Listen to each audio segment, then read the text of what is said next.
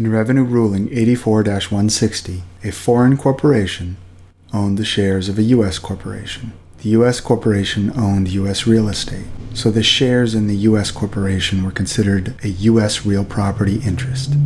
In this ruling, we're going to talk about a general gain recognition rule in Section 1001, a non-recognition exception in Section 351, which is then subject to another overriding gain recognition rule in Section 897A, which is then further subject to a non-recognition exception in Section 897E.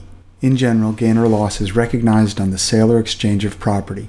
There is an exception to gain recognition under Section 351, where, very generally, no gain or loss is recognized upon a transfer of property to a corporation in exchange for stock in the corporation where the transferor or transferors control the corporation. Section 897A1 provides that if a non-resident alien or a foreign corporation disposes of a U.S. real property interest, USRPI for short, then gain or loss is taxable in the U.S. as if the taxpayer were engaged in a trade or business in the U.S. and as if the gain or loss were effectively connected with that U.S. trade or business. The gain or loss recognition rule under Section 897 overrides the non-recognition rule in Section 351. So if a non-resident alien or a foreign corporation contributes a USRPI into a wholly owned corporation, Section 897 generally makes this a taxable transaction, even though it would otherwise avoid gain recognition under Section 351. However, under Section 897E and the regulations thereunder, the non-recognition rule in Section 351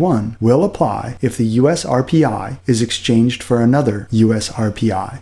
In Revenue Ruling 84-160, a foreign corporation owned the shares of a U.S. corporation which in turn owned U.S. real estate. So if the foreign corporation were to dispose of the shares in the U.S. corporation, the gain or loss recognized would be subject to tax under Section 897. In the ruling, the foreign corporation created a new U.S. corporation and contributed the shares of the existing U.S. corporation into the new U.S. corporation in exchange for shares of the new U.S. corporation in a transaction that qualified under Section 351. The shares of the existing U.S. corporation were the only assets contributed into the new U.S. corporation. This meant that the shares of the new U.S. corporation were also a U.S. real property interest, and that the foreign corporation had exchanged one U.S. RPI for another U.S. RPI. That is, the foreign corporation had exchanged shares in the existing U.S. corporation for shares of the new U.S. corporation. Thus, the exception under Section 897E was met, and the foreign corporation did not need to recognize gain or loss on the exchange. Note, however, that the regulations under Section 897E require that certain disclosures be made to avoid gain recognition.